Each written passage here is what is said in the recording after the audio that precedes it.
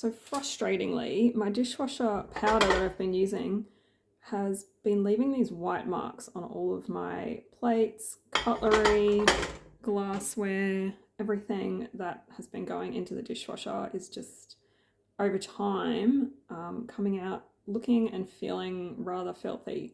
Even though it's clean, you can still feel that leftover grime of the powder that just isn't washing off properly. And some say that it can also be to do with the hardness of your water and things like that. But to be honest, this has only been happening since I've been using this cheap dishwashing powder from Aldi. Oh, this one's Coles actually. They're about the same sort of thing. But I just refuse to spend $30 on dishwashing tablets, which is why I've been spending $4 on the cheap stuff instead. But after a couple of months, this is what is happening. So now that I've gotten to the end of this, I have actually made my own dishwashing powder. So now I'm trialing that. So I need to clean up all my dishes, and I'm trialing this homemade dishwashing powder. And if I like that, and it's not leaving the white stuff on my dishes, I will do a video on how to make that. But anyway, today is all about cleaning up the dishes.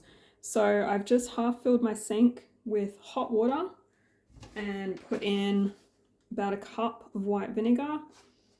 And now I just need to stick everything in the sink and just let that soak for a few minutes. And this is going to be a bit of a process. I'm going to be at this for a while, I think, because there's so much stuff that's been going through the dishwasher that needs to be cleaned. So I'll let that sit for a few minutes and then I'll show you what to do.